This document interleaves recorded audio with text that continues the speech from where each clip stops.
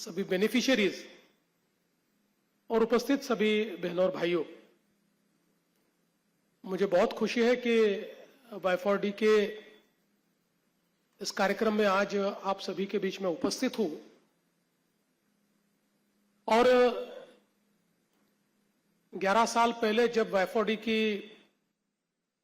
यात्रा शुरू हुई थी, उस समय भी उस पहले कार्यक्रम में मैं उपस्थित था। उसके बाद भी कई बार मैं कार्यक्रमों में आया और मुझे ऐसा लगता है कि यात्रा बहुत अच्छी रही है। बहुत क्रेडिबल, विश्वासार्हता के साथ Y4D ने अपना कार्य खड़ा किया है और विशेष रूप से एक इंपैक्ट पार्टनर के रूप में जो अलग अलग विभागों में Y4D ने कार्य किया है, मैं ऐसा मानता हूं कि वो बहुत इंपैक्टफुल रहा है। और मुझे ये बात भी पसंद आई क्योंकि इससे पहले मैं कई कार्यक्रमों में जब Y4D के गया तो मेरे सामने अलग अलग प्रकार के सोशल इंपैक्ट के MOUs हुए। इसलिए मैंने कहा था कि आप हमेशा MOUs तो करते हो, पर उसका आगे होता क्या है वो तो मुझे पता ही नहीं चलता। तो इसलिए उन्होंने इस बार उस परिपाठी को बदला है और MOUs की जगह इंपैक्ट रिपोर्ट, जो कार्य किया है उसका क्या परिणाम है, वो परिणाम और परिणाम के रिपोर्ट को रिलीज करते हुए बेनिफिशियरीज को भी निमंत्रित किया है। तो मैं मानता हूं कि ये एक नई व्यवस्था का सूत्रपात आज Y4D के माध्यम से हो रहा है और मैं तो अपेक्षा करूंगा कि इसके बाद जितने CSR इंपैक्ट पार्टनर्स है वो सभी लोग इसी परिपाटी का पालन करें कि MOUs नहीं तो इंपैक्ट, इसका मूल्यमापन हो और इंपैक्ट रिपोर्ट समाज के सामने आए। मैं ऐसा मानता हूं कि आज अपना देश आदरणीय प्रधानमंत्री जी के नेतृत्व में बहुत तेजी से आगे बढ़ रहा है। हम एक बहुत बड़ी अर्थव्यवस्था में रूपांतरित हो रहे हैं। हम चौथी बड़ी अर्थव्यवस्था है, जल्दी तीसरी अर्थव्यवस्था बनेंगे। और इतने ज्यादा ग्लोबल हेडविंड्स में भी, इतनी चुनौतियों में भी जिस प्रकार से भारत ने इन चुनौतियों का सामना किया है, आज दुनिया के सप्लाई चेन का जो डिसरप्टमेंट है उसके इंपैक्ट को जिस प्रकार से भारत ने एक रेजिलियंस के साथ उसका सामना किया है, मैं ऐसा मानता हूं कि यह भारत की नई तस्वीर है। और हम एक ऐसे दौर से गुजर रहे हैं कि यही दौर भारत के अगले सैकड़ों सालों का भविष्य निर्धारित करने वाला है। हमारे प्रधानमंत्री जी ने जब अमृत काल की घोषणा की, इंडिया एट 75, भारत की स्वतंत्रता के 75 साल जब पूरे हुए, उस समय विकसित भारत 2047, ये जो एक स्वप्न हमारे सामने रखा, और मैं तो ऐसा कहूंगा कि इसको स्वप्न कहना ठीक नहीं होगा, एक रोड मैप जो हमारे सामने रखा, यही भारत की भविष्य की यात्रा को व्याख्यात करने वाला इस प्रकार का डॉक्यूमेंट है। और जिस गति से उसके ऊपर हम लोग चल रहे हैं, यह भी बहुत महत्वपूर्ण है क्योंकि हमारी सोच में एक सबसे बड़ा अंतर 2014 के बाद अगर कोई आया होगा तो हम लोग ये मानते थे कि जो समाज में दुर्बल है उनको मदद करना ये सरकार का काम है और वो बिल्कुल ठीक है और सरकार ने उसको करना भी चाहिए।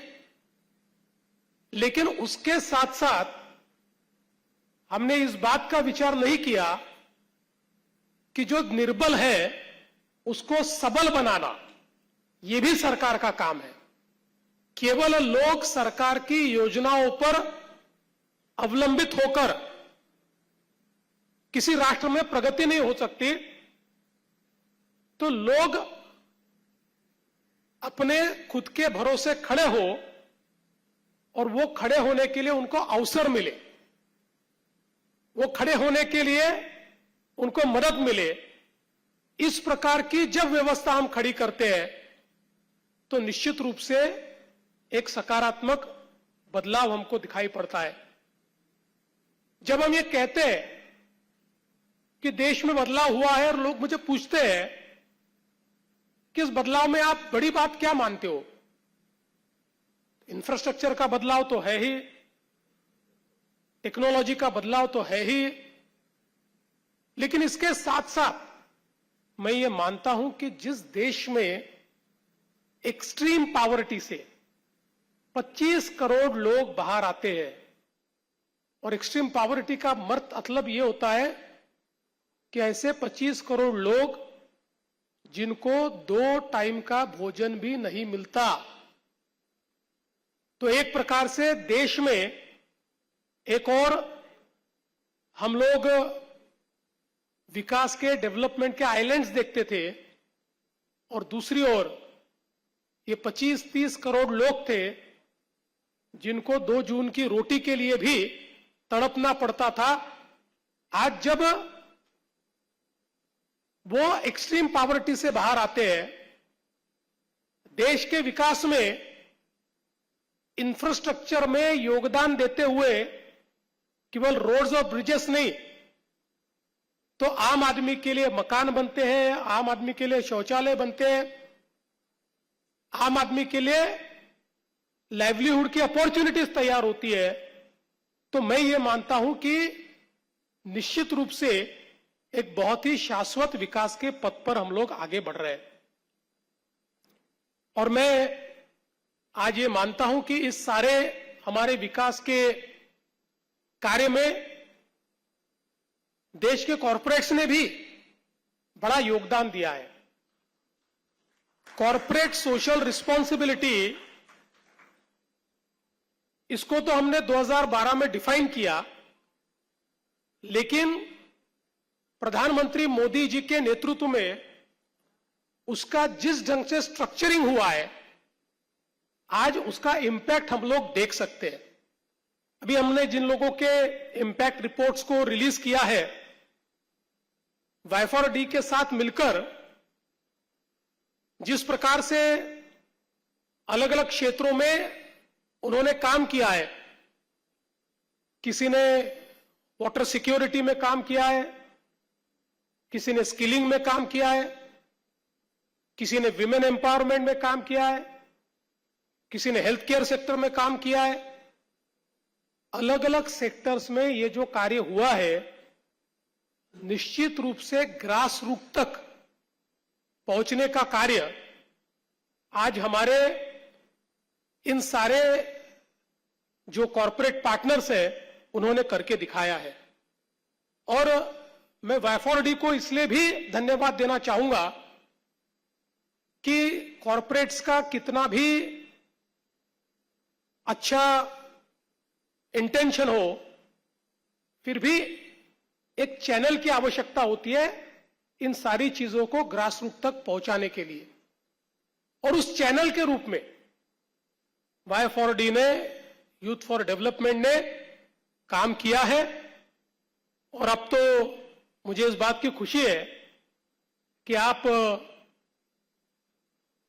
बाहर के कुछ देशों में भी कार्य कर रहे हैं। आप जरूर बाहर के देशों में एक्सपांड करिए, उससे आपका एक्सपोजर बढ़ेगा। लेकिन अपना फोकस भारत पे रखिए, ये भी बहुत जरूरी है, क्योंकि भारत में हमको अभी बहुत काम करने की आवश्यकता है। आज हम लोग देख रहे हैं कि विशेष रूप से कौशल्य का क्षेत्र है, कौशल के क्षेत्र में बहुत ज्यादा काम करने की आवश्यकता है, क्योंकि अर्थव्यवस्था जैसे विकसित होती है, विकसित होने वाली अर्थव्यवस्था को सबसे ज्यादा आवश्यकता ये कौशल की होती है। हम महाराष्ट्र को $1 ट्रिलियन इकोनॉमी करना चाहते हैं, भारत तो शायद 1-1.5 साल में 5 ट्रिलियन की इकोनॉमी होगा, फिर 10 ट्रिलियन की ओर जाएगा। लेकिन ये केवल इन्वेस्टमेंट से नहीं होता, ह्यूमन कैपिटल ये सबसे महत्वपूर्ण होता है। ह्यूमन कैपिटल में जो नए जमाने का स्किल है वो बहुत महत्वपूर्ण है। आज जब हम लोग कहते हैं कि औसत आयु के हिसाब से दुनिया का सबसे युवा देश भारत है, तो इस औसत आयु के माध्यम से जो हमारे पास डेमोग्राफिक एडवांटेज है, उस एडवांटेज को हम लोग रियल एडवांटेज में तभी परिवर्तित कर पाएंगे जब गेनफुल एम्प्लॉयमेंट में हम लोग इस युवा शक्ति को लगाएंगे और उसके लिए उनको कौशल देना, यह बहुत महत्वपूर्ण है। और मुझे लगता है कि इस बात को ध्यान में रखते हुए अभी कौशल के क्षेत्र में भी Y4D कदम रखने वाला है। स्किल यूनिवर्सिटी तैयार करके और सारे इंडस्ट्री पार्टनर्स के साथ एक जो आपने प्लान तैयार किया है, मैं ऐसा मानता हूं वो बहुत महत्वपूर्ण है। आज एक बात हम लोग देखें कि जिस प्रकार से दुनिया बदल रही है, विशेष रूप से आर्टिफिशियल इंटेलिजेंस, सेमीकंडक्टर और आज क्वांटम कंप्यूटिंग, ये 3 चीजें दुनिया के किसी भी क्षेत्र को पहले जैसा नहीं रहने देगी। आज आर्टिफिशियल इंटेलिजेंस का उपयोग हर क्षेत्र में शुरू हुआ है। महाराष्ट्र में तो हमने सबसे पहले उसका उपयोग ये एग्रीकल्चर के क्षेत्र में किया है, खेती किसानी के क्षेत्र में किया है। आज महाविस्तार जैसा ऐप हमने तैयार किया और एआई के माध्यम से महाराष्ट्र के हर किसान को उसका अपना एक साथी, उसका अपना एक एजेंट दिया है। इस ऐप पर जाकर वो किसान उसके हर सवाल का जवाब पाता है। क्रॉपिंग साइकिल के बारे में, क्रॉपिंग पैटर्न के बारे में, जो पेस्ट कंट्रोल है उसके बारे में, इरिगेशन के बारे में, हर चीज का वन स्टॉप शॉप हमने ये दिया है। इतना ही नहीं, तो अगर वो फ्लावरिंग स्टेज पर केवल इस ऐप में एक फोटो निकालता है तो उसके क्रॉप की स्थिति क्या है और आगे 5-10 दिनों में वेदर कंडीशन क्या होगी और उस वेदर कंडीशन के कारण उसके क्रॉप पे किस प्रकार का पेस्ट अटैक हो सकता है और उस अटैक को बचाने के लिए उसने क्या स्प्रे करना चाहिए, यह भी अब केवल एक फोटो के माध्यम से हम किसान को बता पाते हैं। इस प्रकार की व्यवस्था हमने खड़ी की है और मुझे खुशी है कि 50 लाख किसान उस पर ऑनबोर्ड हो गए। भले ही अभी 5 लाख किसान उसको ठीक से यूज कर पा रहे हैं, बाकी लोग भी धीरे धीरे करेंगे। और इसमें सबसे बड़ी बात यह है कि इसमें मराठी में, हिंदी में, इंग्लिश में, यहां तक कि हमारी जो आदिवासी भिली लैंग्वेज है उस लैंग्वेज में भी हमारा भिली किसान उस पर इंटरेक्ट कर सकता है। जिसको टाइप करना नहीं आता वो उसके साथ बात कर सकता है और वो जो सवाल पूछेगा उसको उसकी भाषा में जवाब मिलता है। तो एक प्रकार से सीधी टेक्नोलॉजी एआई के माध्यम से किसानों तक पहुंचाने का काम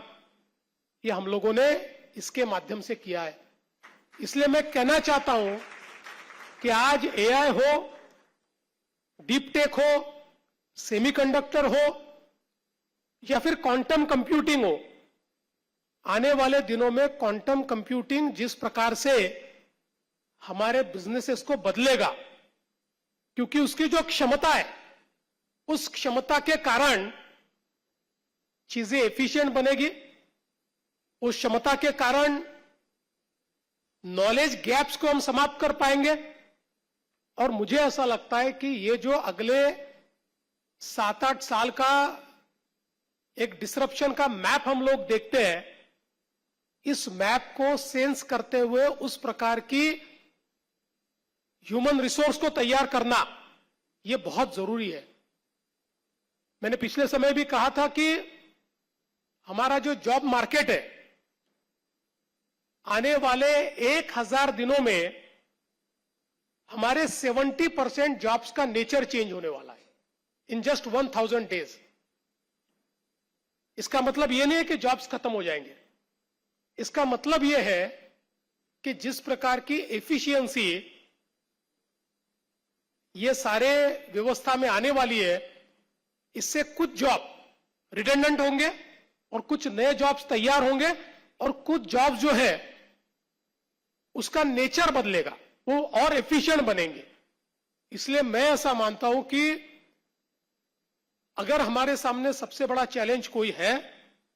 तो इस बदलती हुई व्यवस्था में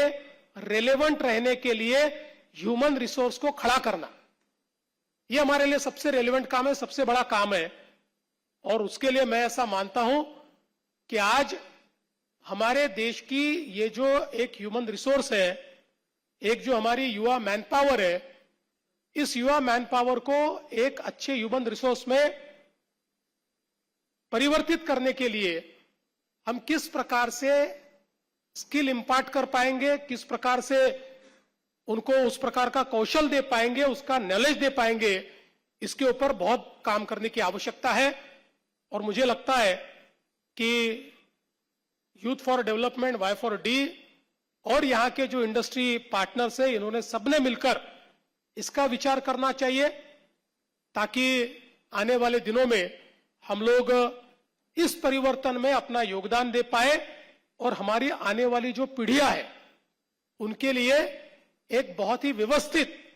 इस प्रकार की व्यवस्था का निर्माण हम लोग कर पाए। मैं आज के इस मौके पर सभी को बहुत बधाई देना चाहता हूं, विशेष रूप से जिन इंडस्ट्रीज ने ये इंपैक्टफुल सीएसआर का काम किया है उनको बधाई देता हूं। हमारे प्रफुल्ल निकम जी है, श्वेता जी है, जिन्होंने लगातार, मैं इनकी जर्नी को देख रहा हूं, बहुत कमिटमेंट के साथ, इनके लिए ये कार्य कमिटमेंट का कार्य, इनके लिए कार्य बिजनेस नहीं है, इनके लिए ये कोई प्रोफेशन नहीं है, इट इज देयर कमिटमेंट। और वाई4डी की पूरी टीम बहुत कमिटमेंट के साथ ये कार्य यहां पर कर रही है, इसलिए मैं उनको बधाई देना चाहता हूं। और इसी प्रकार से देश के बदलाव की यात्रा में आप योगदान देते रहे, ऐसा आप सभी को शुभकामनाएं देते हुए इस अच्छे कार्यक्रम में आपने मुझे बुलाया, इसलिए आपका आभार व्यक्त करता हूं और अपने शब्दों को विराम देता हूं। धन्यवाद। जय हिंद, जय महाराष्ट्र।